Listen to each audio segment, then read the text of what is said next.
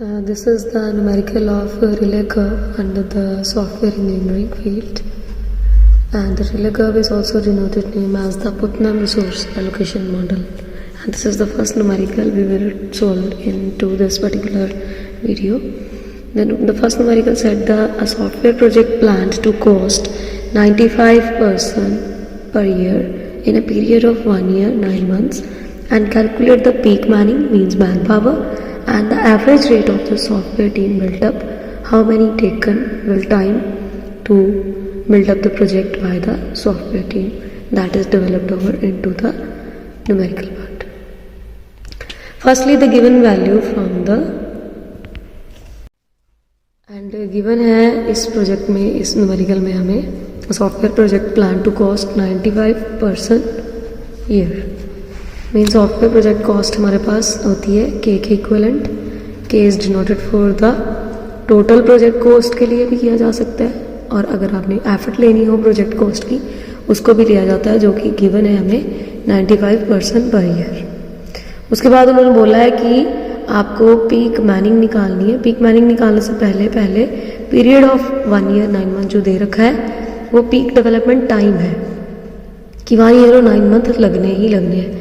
अब peak development time जो हमने फॉर्मूला देखा था ऑलरेडी, जो गिवन फॉर्मूला इसमें नोट्स में आपको मिला होगा, दैट इज टी उसमें मिला था हमें, और पीक डेवलपमेंट टाइम डिनोटेड करते हैं हम टी के साथ, और गिवन वैल्यू है 1 ईयर प्लस 9 मंथ। 9 मंथ्स है तो डिवाइडेड बाय 12 के साथ करना पड़ेगा, क्योंकि पर ईयर में डेवलपमेंट टाइम निकलता है, ईयर वाइज भी निकलता है और मंथ वाइज भी निकलता है। It depends on your part.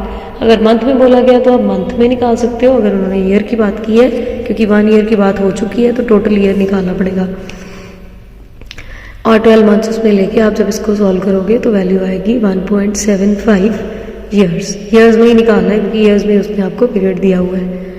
अब उसने आगे बोला है कि calculate the peak Manning and average rate. Peak Manning means man power कितनी लग रही है इसमें। अब देखिए, पीक मैनिंग को हम डिनोट करते हैं मैन पावर को m0 के साथ। इसका फॉर्मूला होता है, जो इकट्ठा फॉर्मूला था उसको डिनोट करोगे तो यहाँ पे आ जाएगा k डिवाइडेड बाय टी, मतलब k जो हमें 95 पर ईयर मिला और टी हमने अभी निकाला है 1.75।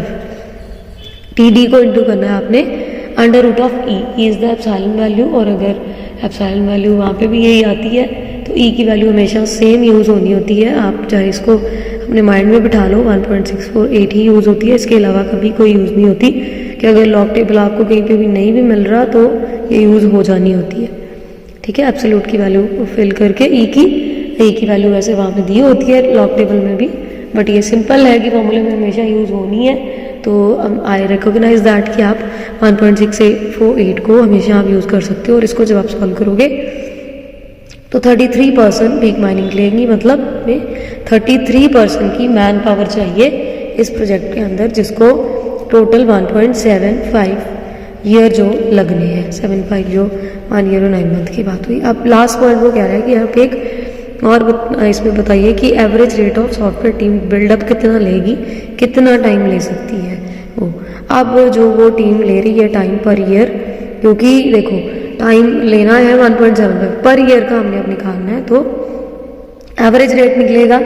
एवरेज रेट निकालने के लिए हमें टीम बिल्डअप के लिए जो है वो इन दोनों को लेके चलना होता है कि डेवलपमेंट टाइम कितना लगा और मैन पावर कितनी लगी। Total man power and development time इसको डिवाइड करेंगे जब, तो m0 और टी डिवाइड होंगे। 33 हमें मिली थी वैल्यू उसके अंदर, पर्सन्स के अंदर, और डिवाइडेड बाय 1.75 क्यों करोगे तो आपके पास सामने 18.8 पर्सन पर ईयर, मतलब 18 बंदे हमें हर साल चाहिए ही चाहिए। 33 तो एक कॉस्ट निकली है ना, मतलब 33 मैक्सिमम फिगर है कि इतने लेके आप चल सकते हो, स्टैंड बाय पे भी रख सकते हो, but according to the numerical आपको 18 पर्सन्स की, मतलब 18.8 तो राउंड ऑफ करके 19% की रिक्वायरमेंट पर ईयर है ही है, तब आपका ये जो प्रोजेक्ट है वो 1.75 ईयर का जो आपने पीक टाइम लिया है उसमें पूरा हो सकता है। एंड ये क्वेश्चन जो है वो पूरे फॉर्मूले के साथ रिलेटेड है पुटनम के। And if you have any type of question kindly comment into the comment box. Reply will be given very soon to all of you. Thank you.